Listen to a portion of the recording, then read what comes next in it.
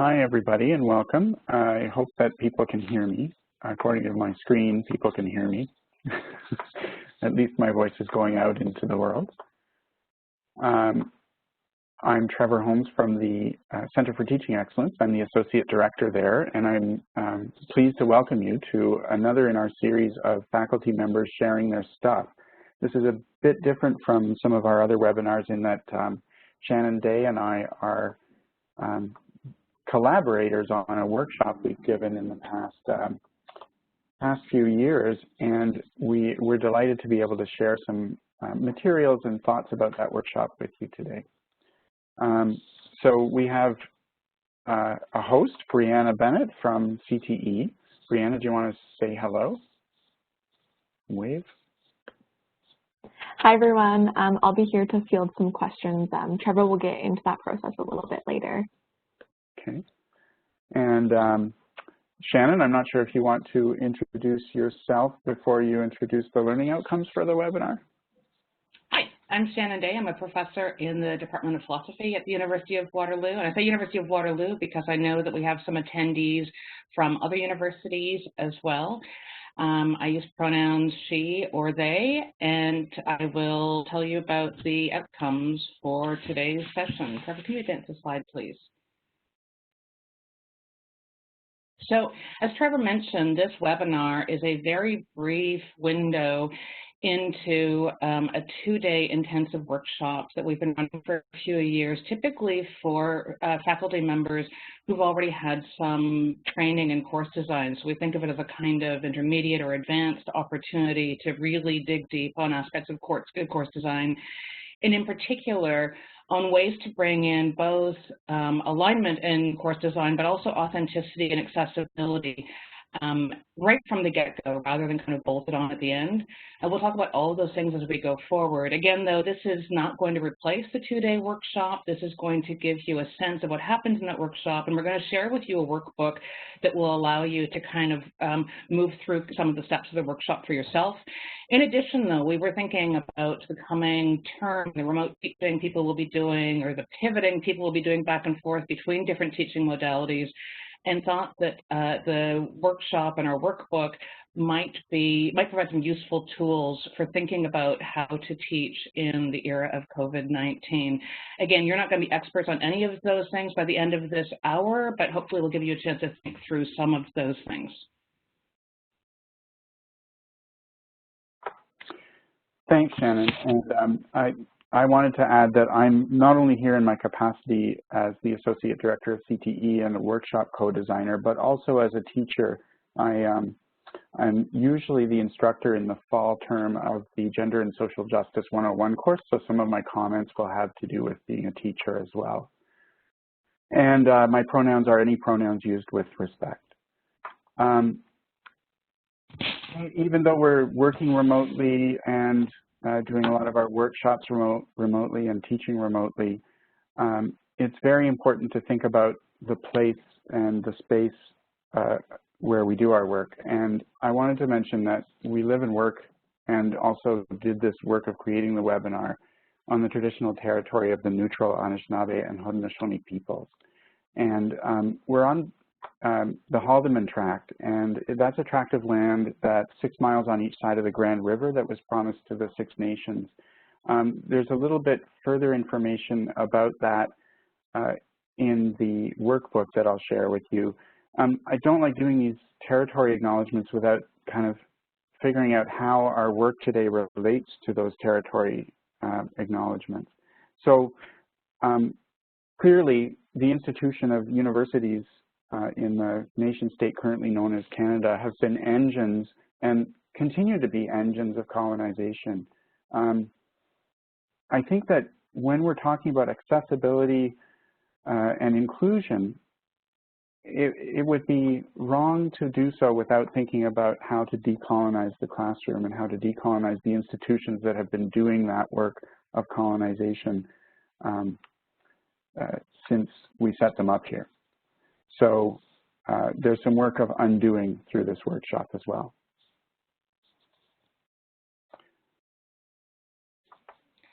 As well, we're cognizant, though, that some of you may not right now be on the Haldeman tract.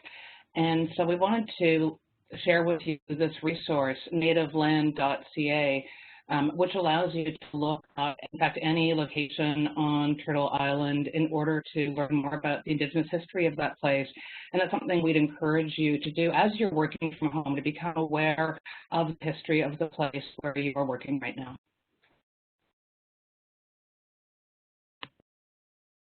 Thanks, Shannon. So some tips on how this is going to work today in Webex.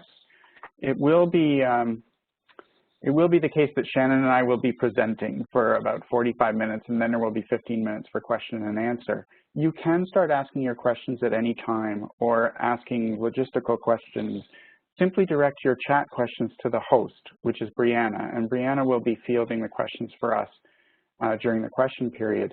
But you'll also be able to answer some questions as they come up if they're logistical in nature, if you're having any difficulty, right? We will keep your microphones muted through the webinar, and if that fails in some way, please keep yourself muted. Okay. Trevor, I just wanted to jump in quickly. For a few folks who are unable to hear, I think that because when you join the webinar, you need to select to use your computer audio so that you can hear what's going on and to talk, but you will be muted the whole time, so don't worry about that. So if you're still having difficulties after rejoining, then just please message me. Will you send that information in text as well to participants, Brianna? For sure, I'm on it. Thank you so much. Thank you. So people will rejoin and hope that their audio works when they join by computer rather than phone or whatever. Okay. So if you have a question or a comment to make, some of you clearly have successfully done so, use the chat function, send it to the host, Brianna.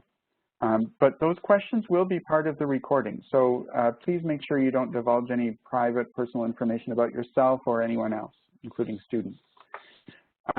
Unfortunately, there's no live captioning in Webex meetings or in Webex training. We're in Webex training right now. We picked Webex because we thought it had live captioning. This is one of those technology constraints that we're really going to have to think about right as we teach now and as we teach in the fall. So it's actually quite apt for our particular webinar today that we cannot have live captioning. The accessibility that we strive to embody in our practice would require live captioning. Instead, afterwards we'll transcribe the talk, and when the recording goes up, you'll have a transcription as well. You can download the workbook that we'll be referring to today, and you can use that workbook however you want. That and the slides can be downloaded as PDFs at the site indicated in the slide that you should be able to see right now. The other way that you can download these is to look for the file transfer floating window in Webex right now. You should be able to click on both the Deepening Course Design workbook and the Deepening Course Design slides and click download. So if you're having trouble with either of those approaches, we will be referring to the workbook today. It would be helpful for you to have them. If you're having trouble with those, contact Brianna. And you'll be able to visit that site for the video, the transcript, and any of our replies to the questions you ask as a kind of FAQ that we'll prepare after the webinar, hopefully within the next week or two. So this webinar, it doesn't say it in the bullet points in front of you, but actually originated in a lively and fruitful Facebook discussion that a bunch of us had about pedagogy a few years ago. And based on that discussion, Trevor and I started drawing diagrams together and having working lunches and so forth, trying to figure out how to bring that discussion into reality in a way that benefited instructors. And we began offering a two-day course design workshop. Again, as I mentioned earlier, the group of faculty members and participants that we targeted with that workshop were folks who'd already had some pretty intensive training at the University of Waterloo on course design. That course design training that they received primarily focused on designing courses that have good alignment between intended learning outcomes, learning activities, and assessments. We'll talk about all of that later. What we tried to do was to encourage those folks to go back into the design process and build in from the start in their course design elements that supported accessibility and authentic assessment and authentic learning activities. We'll talk in a bit about what it means for a learning activity or an assessment to be authentic.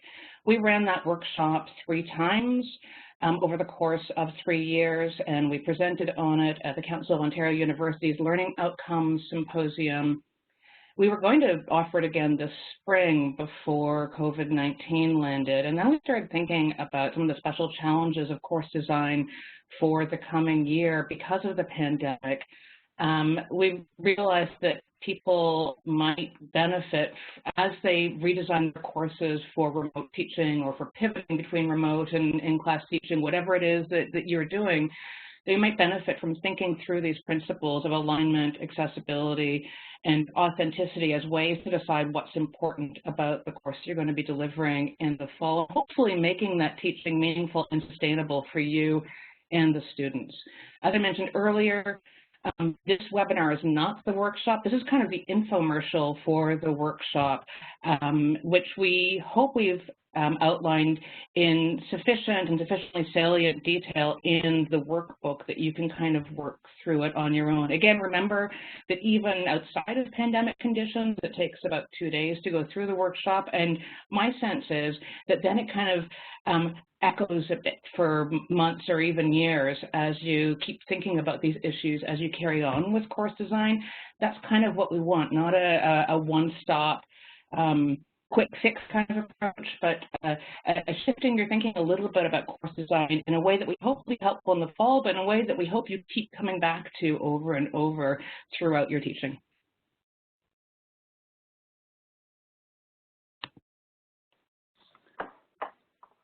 Thanks, Shannon. So participants, we're going to ask you now to think about one of your own courses if you are teaching courses. You know, or even a course you've taken if you've been a student recently, or if you're a facilitator of workshops, think about the workshops you facilitate. Pick one course or workshop that you teach or have taken or facilitate, and that we're going to keep coming back to that particular course when we ask you to reflect on various elements of it. Now, of course, think what it looks like in fall 2020. At Waterloo in general, we'll be teaching online. There are going to be some face-to-face moments.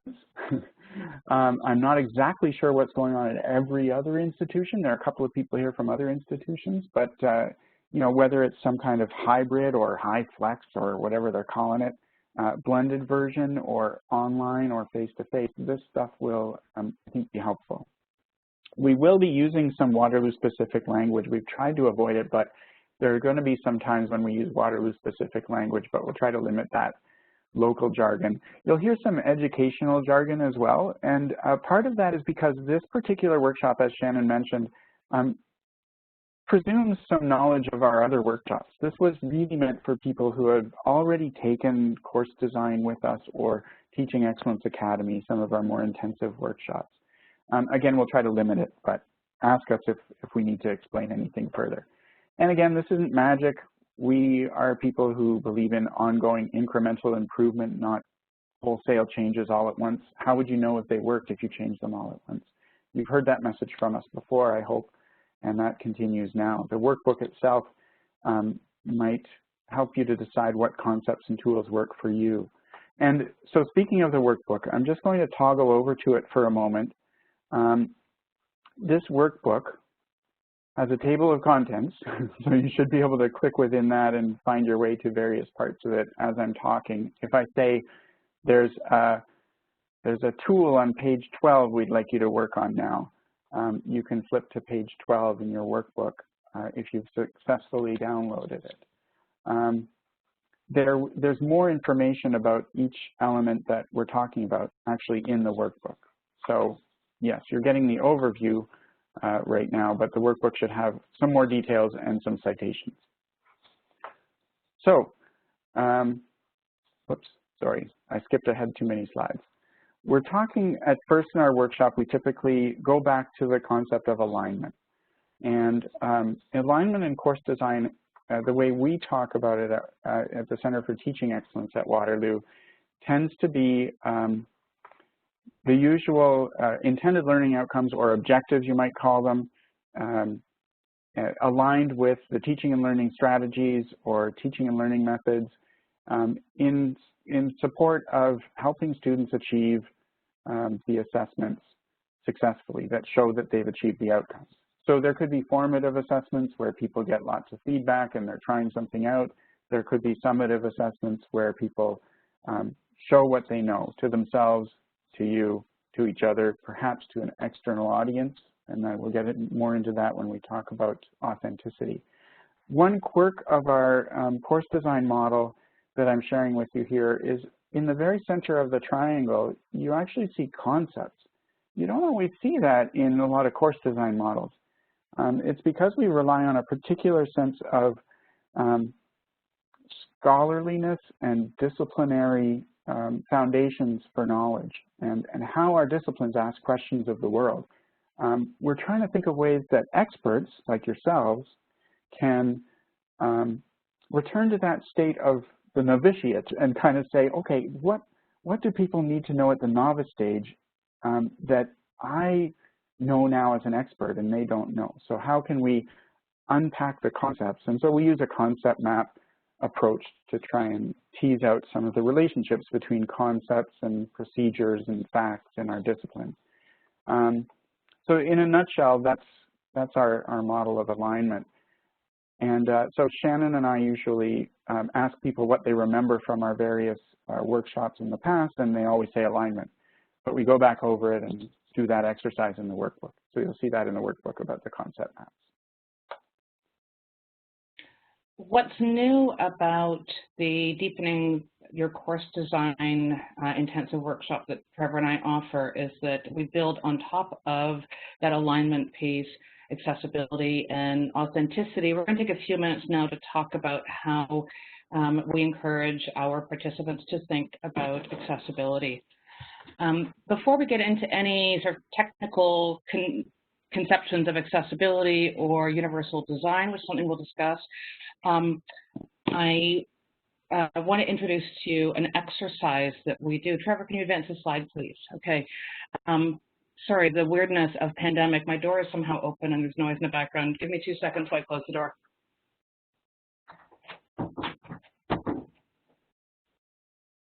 Apologies. Okay, that's what it'll be like all fall. So in the student advocate exercise, and you'll see there's more details in your workshop, in your workbook, we give participants some fictitious bios of students who could be in their classroom. It's really important to note we give a lot of rich detail in those bios of the students, but that's not because we think that instructors have the right to that kind of private information about their students' social location and embodiment. And in fact, instructors shouldn't be requiring students to disclose that information in order to be designing accessibly as kind of the main takeaway that we want to introduce to our participants. But we give these fairly detailed bios because we want our instructors to think through the variety of social locations and forms of embodiment who are represented in the student body and who are in their classroom, whether the instructors happen to know that they're there or not. I think too often course design assumes a kind of quote-unquote normal student that you design around, and then you think about ways to adapt for special needs learners. We're kind of doing away with that whole notion of a special needs learner, thinking instead about each learner as having a range of different kinds of needs and what's called affordances, so things that work really well for that learner, and a range of different kinds of obstacles. And we want to try to design our courses that there are more affordances and fewer obstacles for the widest range of learners. So here's one bio. If you want to work through it with this bio, that's great. If you have the workbook in front of you and there's another bio that you would like to consider, use that one instead. But Harjeet, 20, is an Indo-Canadian man who speaks English as his first language and is a 3B honors applied math major in co-op. For non-Waterloo people, that's obviously a Waterloo program. He works remotely 3 days a week. So this is the bio updated in light of COVID-19. Harjeet lives with his parents and young siblings. He's also registered with accessibility services for ADHD and occasional acute anxiety. So just take a moment and think a little bit about Harjeet as a learner you'd be advocating for. So in the student advocate exercise, we want you to imagine yourself, and want learners, or other participants to imagine themselves as advocating for the student, either as a kind of undergraduate advisor or a friend of the student. So even though you're thinking about your own course and the course that we asked you throughout this webinar to have in mind, don't imagine yourself as an omniscient professor who knows everything about your students, but imagine yourself as somebody who knows a lot about this student and knows about the kinds of things that might work well for the student and the kinds of things that might be obstacles for the student. So take a moment now, and thinking about the course that we've asked you to think about throughout this webinar, ask yourself what aspects of the course could work really well for the student that the advocate might really encourage. What are the possible obstacles in the course that the advocate might want to talk to you about and suggest ways to break down those obstacles? And can you think of any other advice you might offer the student or their professor with respect to the course? I'm going to let you think about that for just a minute, but time and Webex is weird, so we're not going to have too much dead air here.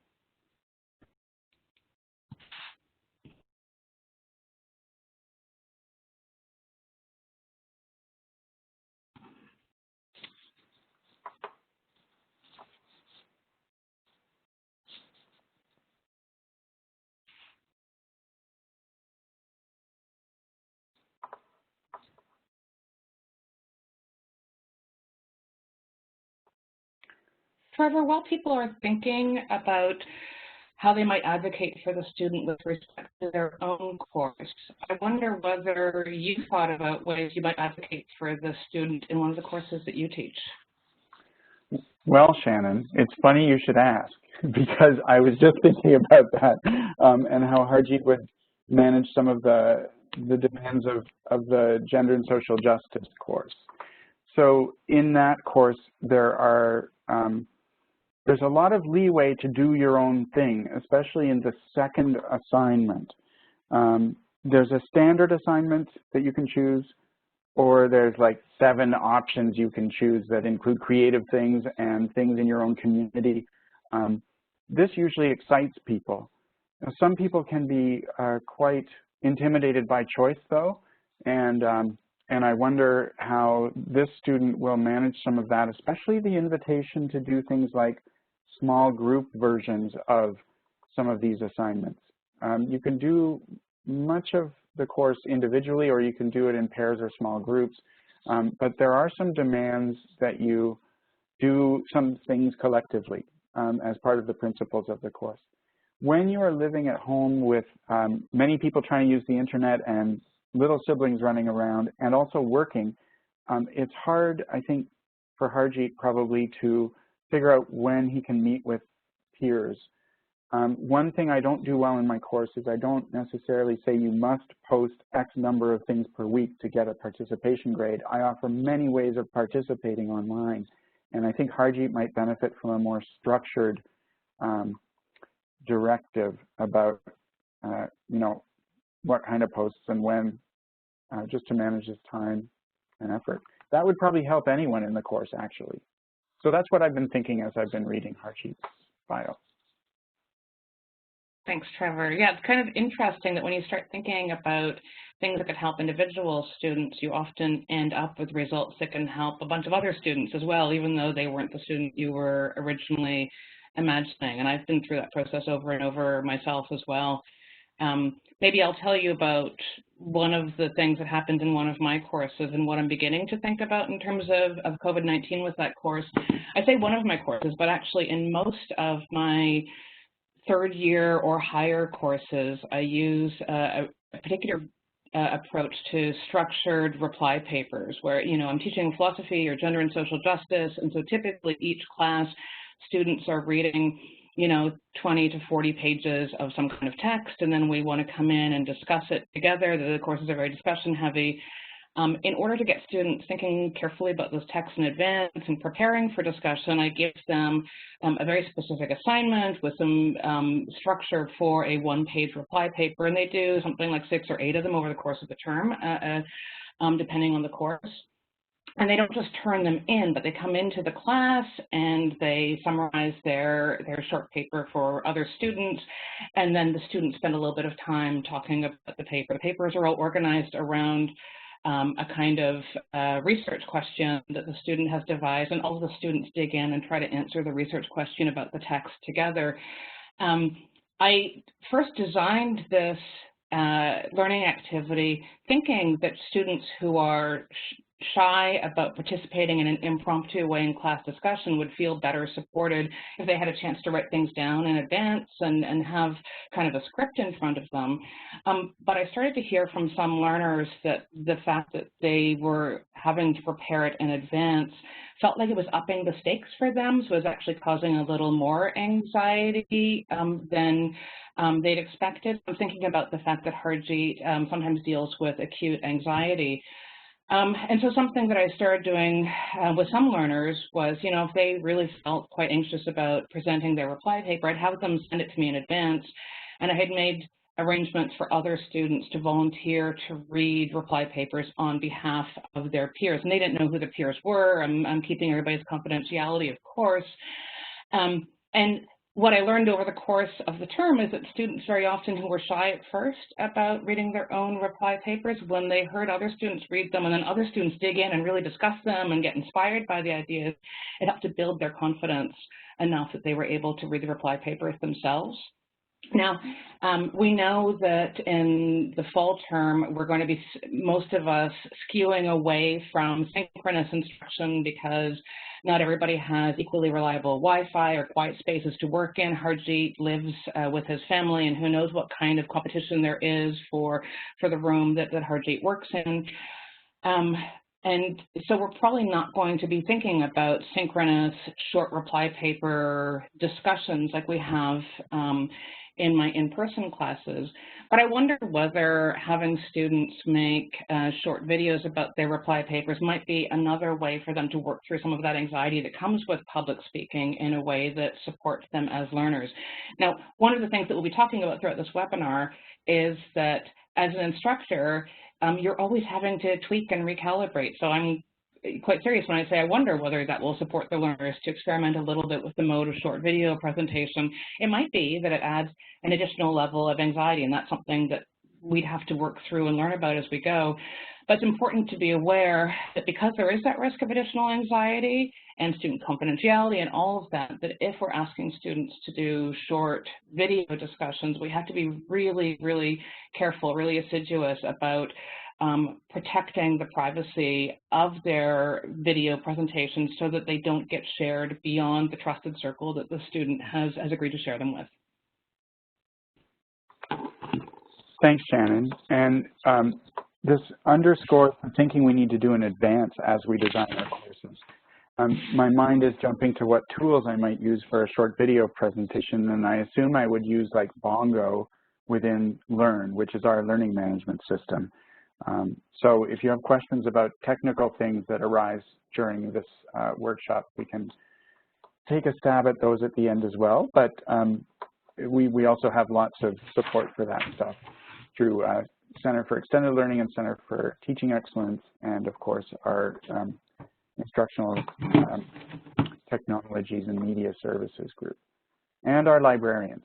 So you're well supported for questions of which technologies will support this kind of accessibility as you design your courses. So yes, underscoring that these things should be thought of in advance. I'm showing a slide now, and if you have downloaded the PowerPoints, you will be able to find, should be able to find alternative text that describes the slides if you're having difficulty seeing them. There's an image on the left that is a church And it's an image we show during our workshop, and we ask people to brainstorm the kinds of things they note about the image.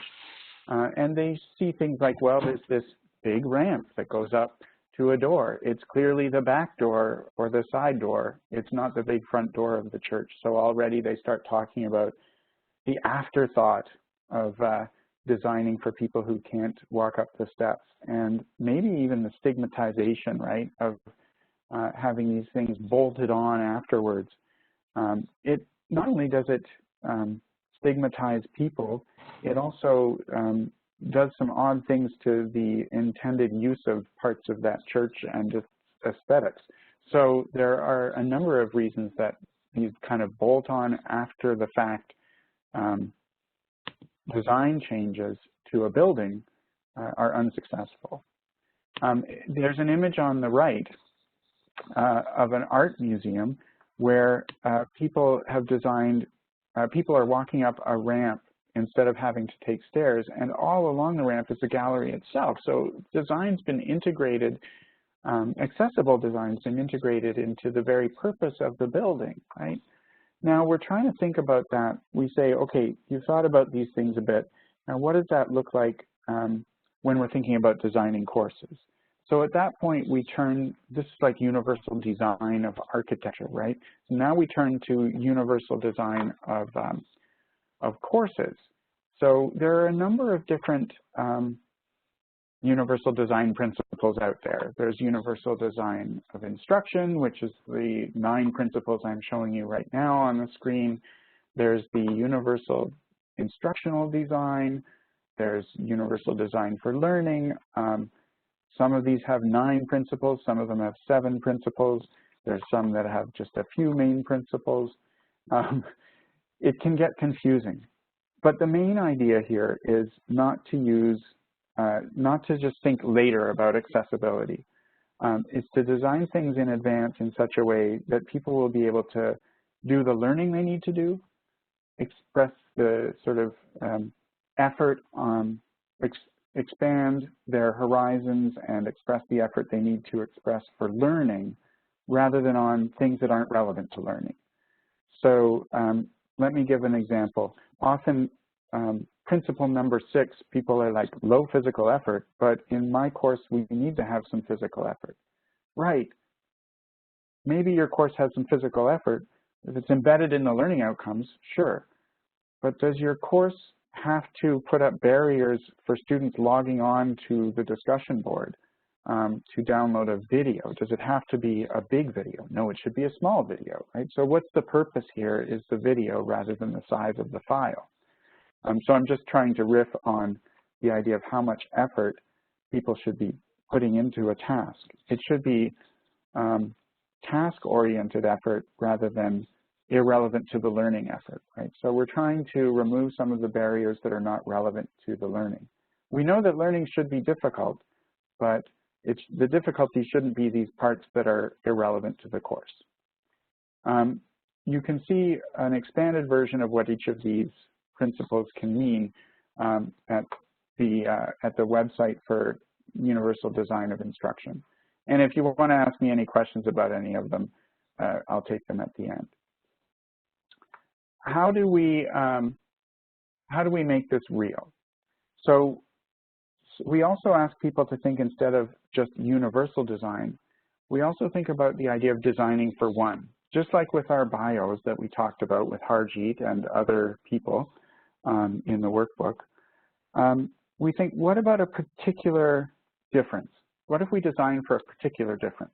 And so we have the people in the workshop watch a video from Gallaudet University, and we've linked to it there. We're not going to show it today, but we encourage people to go to that video and see how design of spaces was optimized for deafness.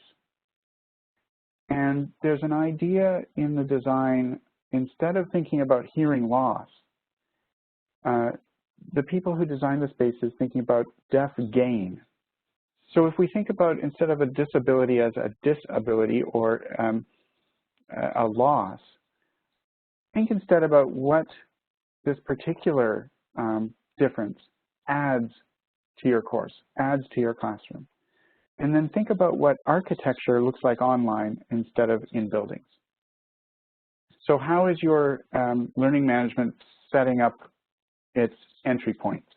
How is it organizing information? Is it too many different ways to get to the same spot? Is it not enough ways to get to the same spot, or just right? I encourage you to think about that as you're designing for online learning experiences, but also, when we're in face-to-face settings.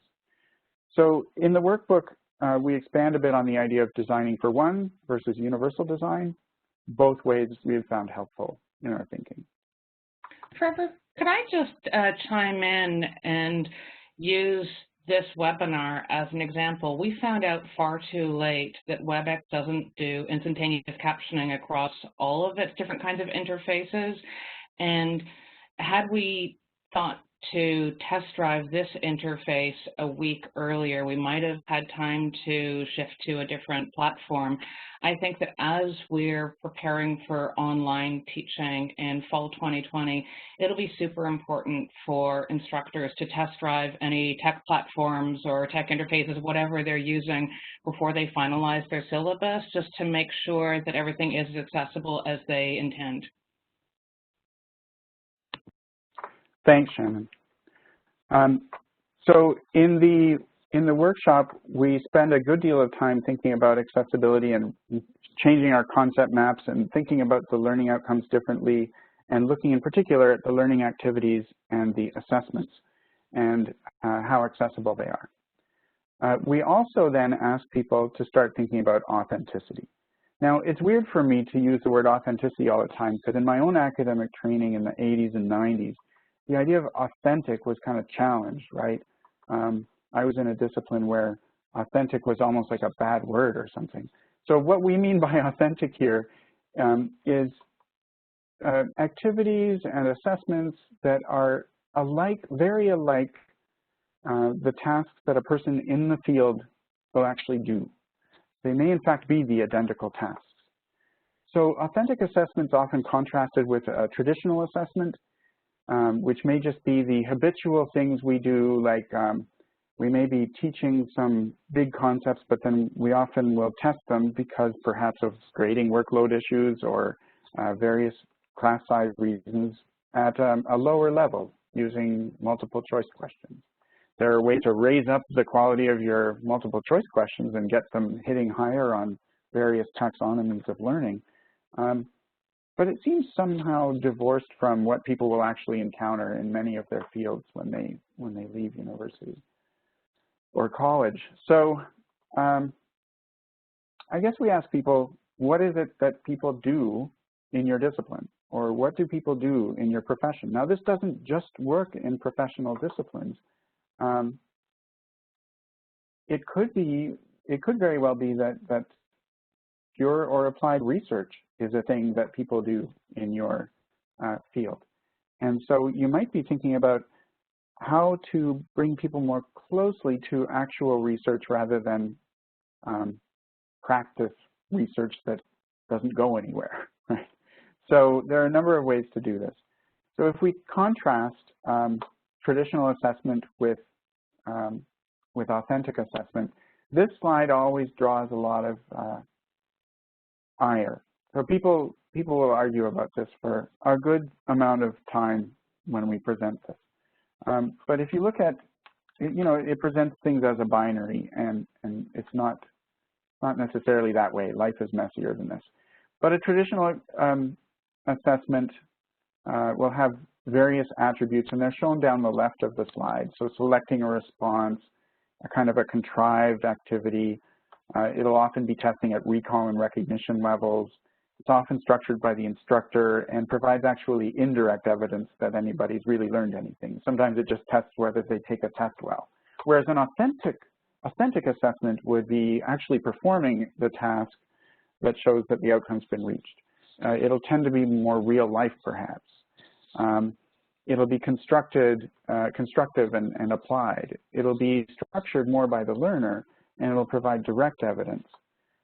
Again, a kind of a false binary here, and we do contest this model a little bit. when we talk about it.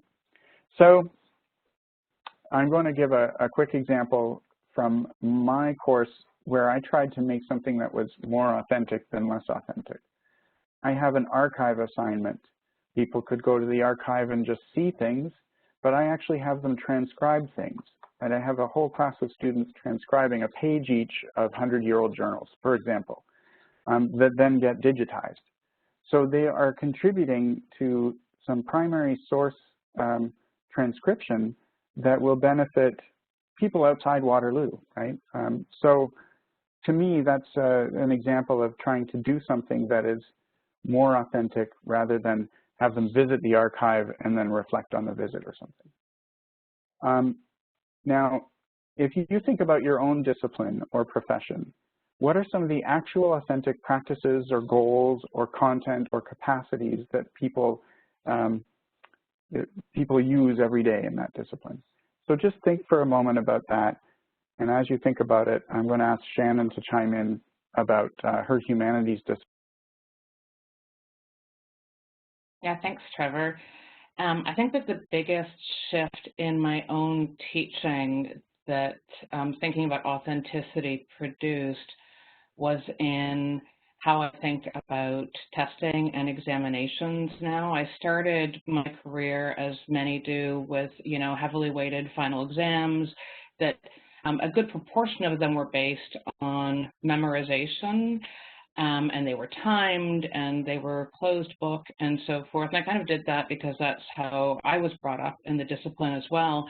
But as I started thinking about the authentic practices of philosophers, what philosophers do either within the discipline of philosophy or when we're out in the workforce beyond academia, maybe working as analysts or the technical writers or the many kinds of jobs that philosophers take on outside of philosophy, I realized that memorization actually isn't important or authentic to those core disciplinary practices. And I realized that most of the work that we do, we're able to consult resources. We're able to look things up online. And in fact, within philosophy, we encourage each other to doubt ourselves, to double check our assumptions, not to rest with a kind of tidy answer. We encourage students to push back against our interpretations of various texts. And so it's weird then to want to see a memorized account of those texts in the exams. And so as I sought to make my philosophical assessments more authentic, I moved towards open book exams, exams where students could work with each other, because we do that as well. I moved towards untimed exams, and now, in fact, I rarely use exams. I use other kinds of assessments that are much more like what philosophers do in the philosophy department or what philosophy alumni do in their careers.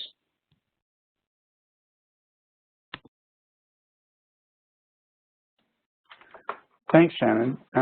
So what we're going to ask you to do now as you think about the course that you identified at the beginning of our session today, think about any of the learning activities or the assessments, the intended learning that gives students experience with your disciplinary or professional practices or goals or content and capacities. You could also note any that seem a bit more contrived or not really related to your discipline or your profession. And as an added piece for this coming fall, consider how some of the structures and tools in your learning management system can support authentic assessment. As I was saying, I have students typically go to the archive on campus.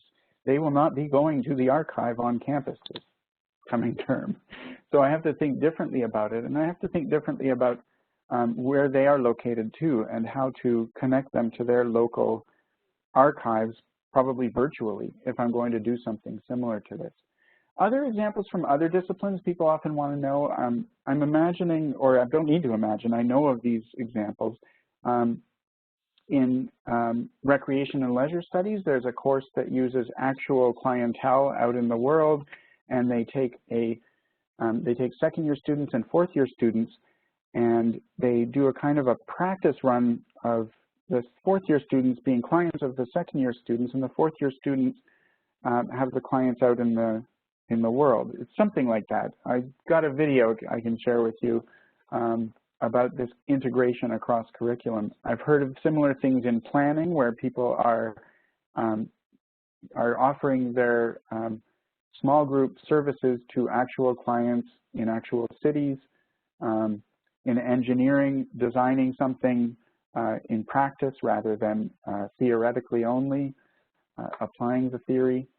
So there are many examples of things that are more authentic assessments in the disciplines. If you're interested in more examples, we can certainly produce them. So as you consider that, we'll move to how to bring it all together. And again, just a reminder that this is just giving you some curiosity about this approach, and you're going to take the time to work through it in the workbook. But as you work through the workbook and try to bring some of these principles into your course design, one of the key things is trying to strike that balance between alignment and accessibility and authenticity. And if balancing in one direction requires you to calibrate the other one a little bit differently, then that's a process that keeps going on. We want to introduce a new exercise for you that allows you to inventory, in particular, the alignment and authenticity of your course. Sorry, in particular, the accessibility and authenticity of your course. Again, because there's lots of material out there already for the alignment portion, and so we wanted to give a really robust exercise for helping to balance the accessibility and authenticity. So if you look at your workbook on pages 11 and 12, you'll see the new exercise that we devised. Are you going to scroll to that, Trevor? I don't think I can scroll to it, can I? No. Okay. So the course that you've imagined throughout this webinar, and you won't have time to do this all now, but maybe you can start thinking about it, start working through it. Think about the learning activities and the assessments in that course as you've taught it in the past, but also as you start to think about how you're going to teach it in September under very different conditions than you've probably taught in the past. And think about listing some of the key learning activities in the course and some of the key assessments in the course, and then rating them on a scale of 1 to 5 in terms of whether you think that they're not very accessible or authentic, or quite accessible or authentic. So Trevor is giving us an example of one learning activity. The suspense is terrible.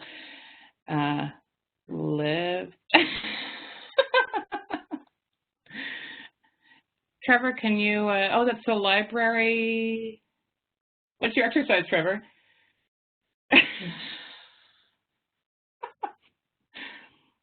This is very exciting. Okay, so the library archive exercise, I believe, Trevor thinks about a 3 in terms of accessibility and about a 5 in terms of authenticity. It's important to note there is no objective scale out there on what counts as a 1 and what counts as a 5. This is not like the metric system. This is your own sense of where your course is strong on accessibility and authenticity, and where it's got other things going on instead. And it's important to note that there's no right or wrong answer. We've talked a couple of times about having to teach in sometimes very challenging contexts where you can't be 5s right down the line. That's fine. This isn't a measure of whether your course is good or bad, but we want you to take that kind of inventory of what your course looks like on those 2 axes. So take the time after this webinar is done to list some of those learning outcomes, or sorry, some of those learning activities and some of those assessments and rating them. And then we've got this convenient matrix that you can pop it into, and it's going to produce a kind of scatter graph where the more your course is situated in the top right quadrant, the more you're producing those authentic, accessible experiences for students in the course. Now, some scatter is completely normal. It's not that courses have to be all clustered within the top right quadrant to be good courses, but it gives you a kind of at-a-glance sense of how you're doing in terms of those sort of that are out in course design. So Trevor, is that where your library and archive exercise is? Yeah, and my writing really is that bad. Can you tell us a little bit about where you've located your learning activity on this matrix? Yeah, so I'm pretty convinced that this is a very authentic activity because it uses transcription guidelines from the profession itself. So between history and librarianship, we tend to sort of force students to use proper transcription, and if they don't do that, then they get a lower grade, but also someone has to go fix it because it's going live for the whole world to see. So there's this added component for them of getting it right, so there's this public view at the end of this exercise. Now the thing is, most of them get this. Is it accessible? It's not always the most accessible activity. They have to find their way to the archives. Okay, that's a task. They have to then work with a page of text that is really old. Now, if you have some problem where you can't move your hands or arms, if you can't see, if you can't turn a page, right, there's some ways in which you'd need some support. If your processing speed is not the same as what's been granted as the amount of time to do this, just because of the constraint of a number of people trying to do it all at once, then you might feel a lot of pressure during the activity. And it's not really relevant to the learning kind of pressure. It's more like slots of time pressure. So what we've done for that, we've tried to design it so that even though it's a 20-minute task, they get an hour slot. And even though it's an individual task, they can consult with their neighbor or a librarian at any time. It's very hard to read cursive writing from 100 years ago for a lot of our students. So yeah, there's a number of ways it's not totally accessible, but we keep working to make it more accessible. I wouldn't yeah, it's not fully authentic either because we give them the journal rather than them finding it for themselves or something. But it's a step along the way for sure for first years. Thanks. I want to make sure there's time for a couple of questions at the end. So can you move us along to the next slide? So as you work through the workbook and consider making some of the incremental changes we're talking about to your own courses, we would encourage you to reflect on how alignment, accessibility, and authenticity interact. Do they support each other? Are there sometimes tensions between them that you have to resolve? If those tensions emerge, what principles might you adopt in order to resolve those tensions between those three kinds of desiderata in course design?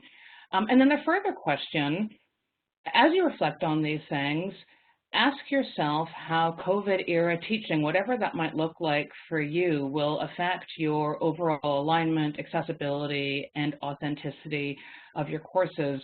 One thing that we would like to offer as a suggestion is that probably sustainable, equitable, COVID-era teaching will involve dropping some things from your courses. If you're going to do that, if you're going to end up dropping some things from your courses, this might be an opportunity to drop those things that are less accessible and less authentic and really give the students more bang for their buck in terms of a disciplinarily authentic, accessible learning experience. Again, there is no perfect course. This isn't about how to make your bad course a good course. This isn't saying that our courses are good courses. These are just tools that we're offering you to help you make incremental shifts as you feel it's time to make incremental shifts and to make sure that those shifts are within your capacity and are supportive of your students. Trevor, do you want to tell us about how we're going to answer any questions?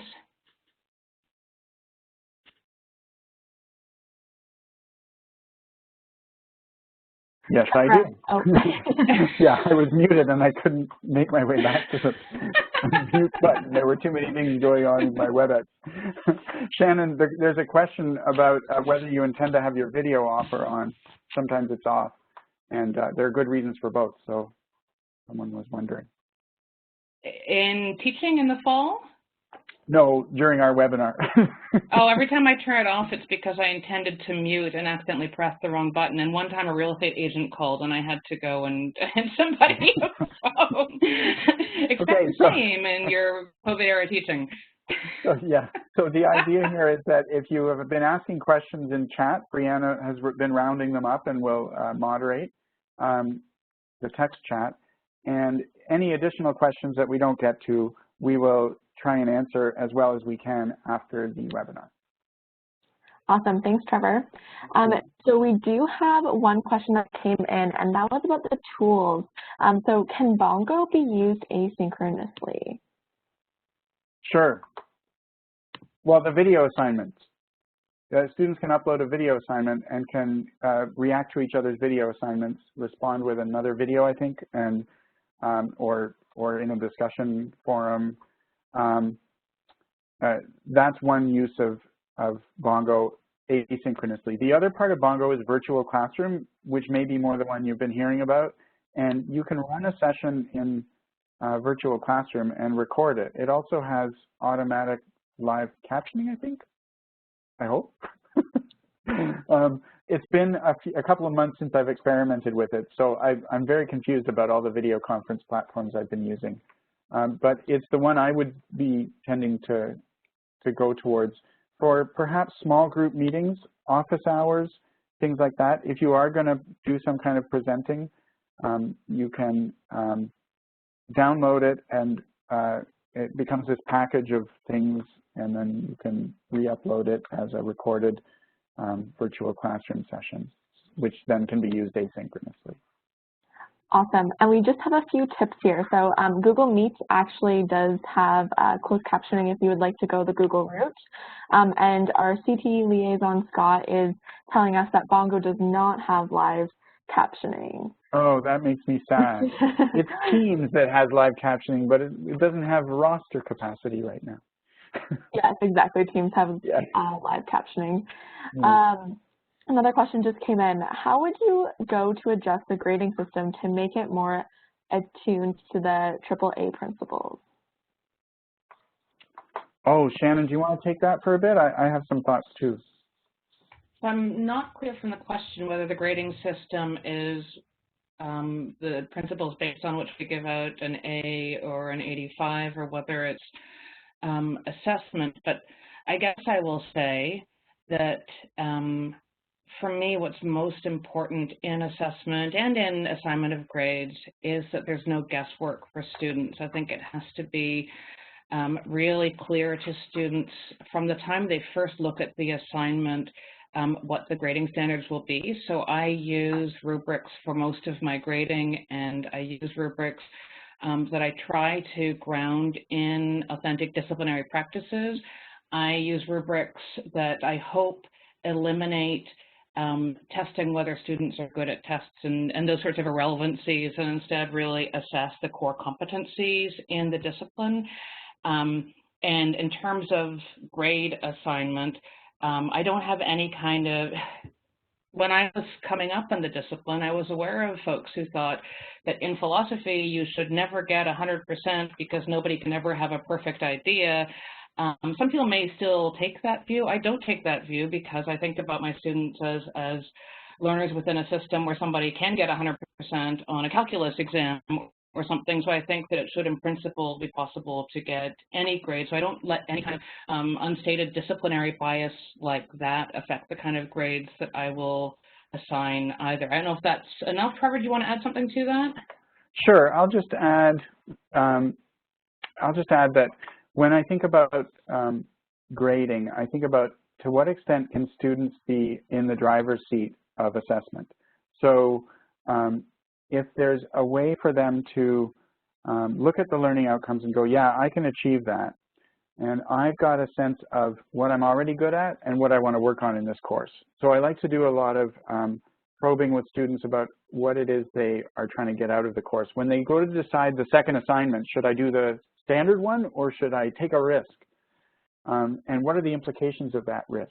It's terrifying, you know, in first year to take a risk like that. But I try to get people to take control of things like their due dates. So everybody gets a 24-hour like cushion. So it might be due on midnight of a Tuesday, but everybody just gets a blanket midnight till Wednesday if they need it. They don't have to email me. It's not counted as late. If they're going to go later than that, then of course we need to have a chat, but they feel more in the driver's seat that way. I often have a very high participation grade, but I have a rubric that goes with it so people know what the point of it is. I try very much to tie the grade weightings to the assessments or to the outcomes, the intended learning outcomes. So if I'm really prioritizing collective endeavor or group work or whatever, then I would give that more weight. But I would also give the students in the group or the individual students more control over how they navigate that. I'm going to insert myself to say that it is an important accessibility principle to follow your schedule and end when you said you were going to, and it is 2:30, and so at this point I want to thank everyone who attended for joining us today and remind you that you can access the workbook and the slides and the transcript at the same site where you found the information about this session. Trevor, do you have, and Brianna, do you have a couple of more minutes to stick around if there's any interest in any further questions? Yes. For sure, yeah, we'll be here fielding more. So class dismissed. Thank you very much, everybody, but anybody who wants to stay after class to chat, we're happy to do so.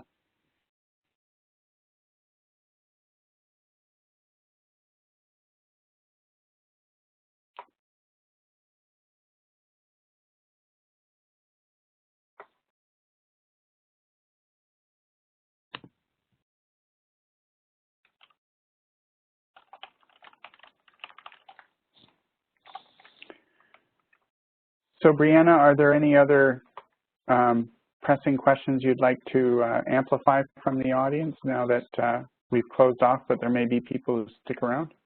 For sure. I haven't seen any come in yet, but I'm just keeping my eye on the chat here. Great, thanks. It's also okay if nobody stays after class as well. We're getting lots of thank yous and nice, warm, fuzzy vibes. So thanks very much, everybody, for that.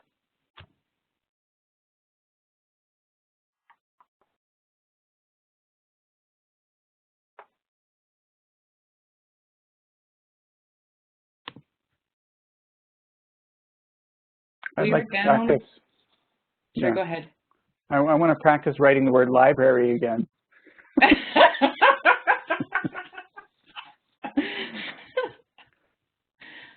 Well, we're down to only 6 attendees, so if you want to practice in front of people, you better hurry. I have no shame. Or perhaps we could just thank everybody for a good conversation. Yeah.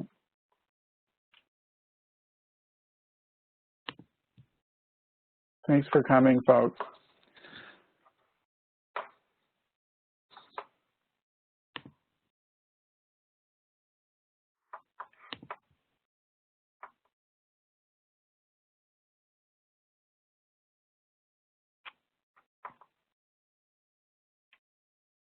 Thank you, Shannon Day.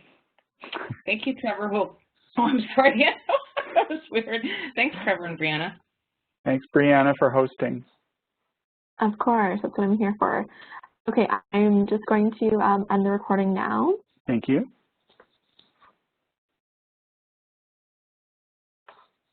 And we'll work on the transcription starting tomorrow. Great. I've got to go. Thanks, you guys.